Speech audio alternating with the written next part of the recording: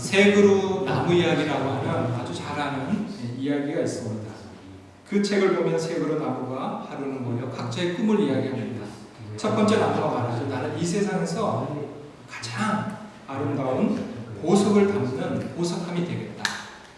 두 번째 나무는 이렇게 말합니다. 나는 바다로 나눠서 크고 튼튼한 범선이 되어지고 암을 태우고 멋지게 바다 물결을 헤쳐나갈 것이다. 그때 세 번째 나무는 이렇게 말합니다. 나는 이곳을 떠나고 싶지 않아. 여기서 아주 키가 큰 나무가 되라. 그래서 사람들은 나를 보며 위대하신 하나님을 찬양하고 그리고 기뻐하게 됩니다. 그리고 세월이 지났습니다. 어느 날 나무꾼이 와서 나무를 베어갑니다. 하지만 가장 아름다운 보석함이 되겠다는 나무는 어느 작은 마을에 말구유가 되어집니다. 제 가축의 밥통이 되어지는 것이죠.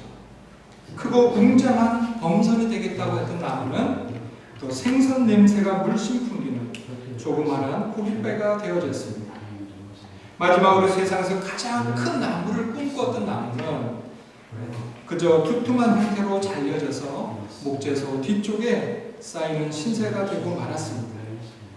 그러던 어느 날 초라해진 말구유에 한 아이가 눕히게 되어졌는데 바로 아기 예수님이셨습니다.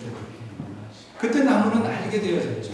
내가 이 세상에서 모실 수 있는 가장 아름다운 보석을 모시게 되었구나.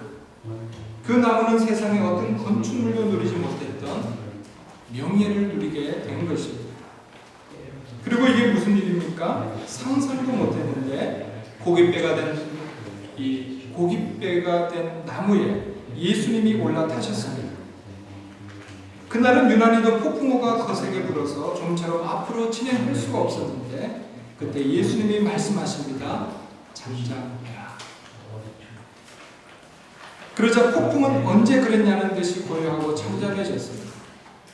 그때 둘째 나무도 깨닫게 되어졌습니다. 내가 하늘과 땅의 왕을 모시고 있구나. 갈릴리 호수의 작은 배는 세상의 어떤 범선보다도 더 큰 영광을 누리고 있었던 것입니다. 마지막으로 목재소 뒷뜰에 쌓여있던 세 번째 나무는 예수님께서 이 땅에서 마지막으로 숨을 거두실 때 사용된 십자가가 되어졌습니다. 예수님의 마지막을 함께한 나무가 된 것입니다.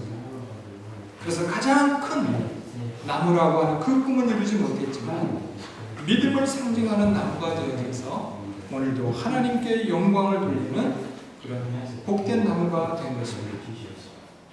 이 세 그루 나무를 통해서 우리가 배울 수 있는 것은 참 많은데 그 중에 한 가지는 분명히 이것일 것입니다.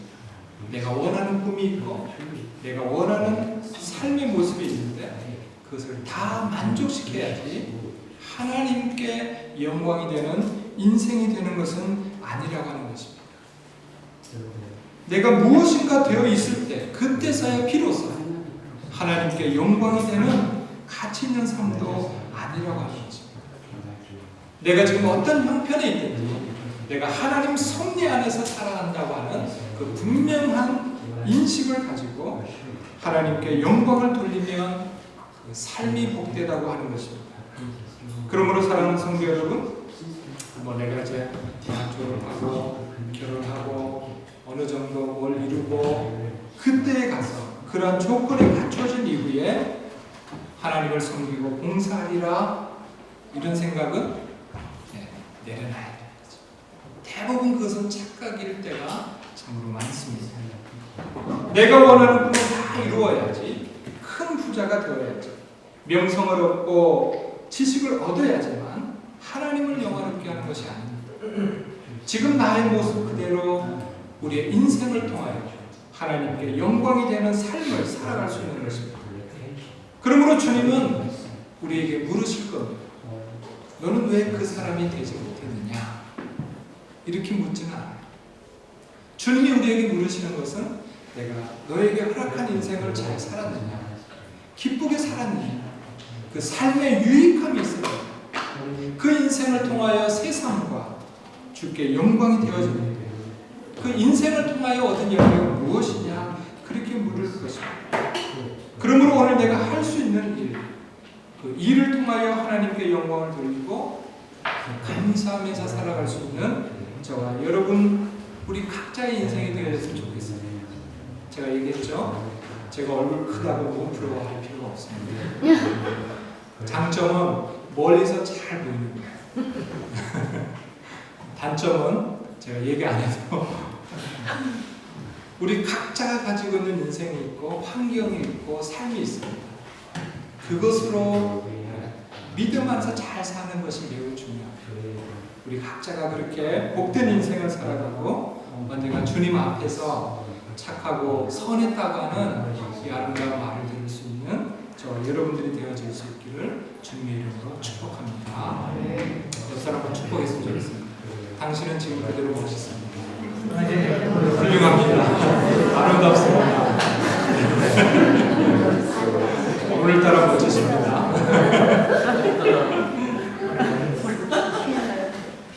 미국의 유명한 종교사학자 로더니 스타크가 이런 생각을 한 적이 있습니다. 로마의 식민지 한 구석에서 시작된 기독교가 어떻게 그렇게 빠른 시일에 성장하여 로마의 국교가 될 수 있었을까? 그런 학자였기 때문에 분석하고 연구하기 시작했습니다. 그리고 마침내 기독교의 부상이라고 하는 책을 출판하였는데 그는 그 책에서 초대교회가 급성장한 원인을 한마디로 이렇게 이야기합니다. 사랑 때문이다. 예수님의 초기 세자들은 그들 주위에 다른 사람들보다 더 많은 동정심이 있었다. 그들은 다른 사람들을 넘치게 사랑했고 헌신적으로 섬겼다. 그러면서 로더니 스타크는 전염병의 확산 그리고 그것과 관련된 사례를 들면서 이렇게 이야기합니다. 서기 165년 전염병이 로마 제국 전체에 삽시간에 퍼졌다. 15년 만에 제국 전체 인구의 12분의 1이 죽는 대재앙이었다. 서기 251년에 또 다른 전염병이 돌아 도시가 텅 빌 정도가 되었다. 그렇게 전염병이 사람들의 생명을 앗아가는 시기에 비기독교인은 전염자들과의 접촉을 피하고 자신의 생명만을 보존하려고 노력하였다. 그러나 기독교인은 정반대였다. 그들은 자신을 희생하면서 교회 밖의 사람들을 치료하는 일에 헌신했다. 위험 따위는 두려워하지 않고 병자들의 모든 필요를 돌아보았다.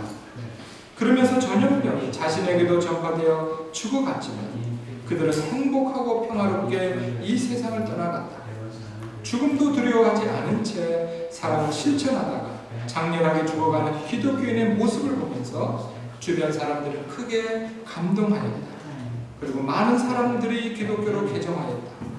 이것이 로마 제국을 온통 기독교 국가로 만들 수 있었던 원동력이었던 것이다. 오늘 우리 교회 자화상은 어떨까요? 성들아 부리는 그리스도인들의 자화상은 어떨까요? 어떤 두 사람이 버스 안에서 심하게 다투고 있습니다. 좁은 공간에서 다른 승객들을 아랑곳하지 않고 소리를 높이면서 싸웁니다. 함께 타고 있던 승객들이 매우 불편하고 힘들었습니다. 참다 못한 중년의 신사가 아직 목적지에 다 이르지 않았지만 그 다음 정거장에 내리면서 이렇게 얘기했다고 합니다. 싸우는 사람을 향해서 얘기한 거죠. 여기가 교회인 줄 아냐. 어떤 사람이 이 이야기를 만들었는지 고약한 거죠. 그러면서 동시에 마음이 참 아픕니다. 반성하고 자성하고 주님에게 죄송하고 미안한 마음이 있습니다. 미련에 살고 있는 우리 교민들, 유학생들, 우리 교회를 알고 있는 독일인들, 그들은 우리 교회를 어떻게 생각하고 있을까요? 그들에게 교회는 어떤 것으로 인식되고 있을까요? 교회가 세상으로부터 예수님의 교회라고 인정받고 있을까요? 만약 그러지 못하다면 우리는 더 각성하고 더 말씀에 순종하고 사랑하여야 할 것입니다. 우리가 세상 사람들보다 무식해서도 돈이 없어서도 아닐 것입니다. 오직 하나 예수를 믿는다고 하는 우리들조차 서로 아껴주지 않아서 그럴 수 있습니다. 사랑하지 못하기 때문에 그럴 수 있습니다. 주님의 이름으로 진실된 사랑을 베풀지 못하고 있기 때문에 그럴 수 있습니다. 사랑하는 성도 여러분, 세상 사람들은 우리 교회를 통해서 무엇을 보고 싶어 하겠습니까? 우리 교회를 보면서 무엇을 소망하겠습니까? 그리스도인들의 아름다운 사랑을 보고 싶어하고 교회가 줄 수 있는 희망을 듣기를 원할 것입니다. 우리가 사랑을 실천해가고 우리가 조금씩 양보해가고 우리가 헌신을 해갈 때 세상은 우리의 소리에 귀를 기울이고 교회를 통해서 사랑을 배우고 희망을 찾아가게 될 줄로 믿습니다. 그러므로 우리 교회는 사랑 지수가 좀 높아졌으면 좋겠습니다.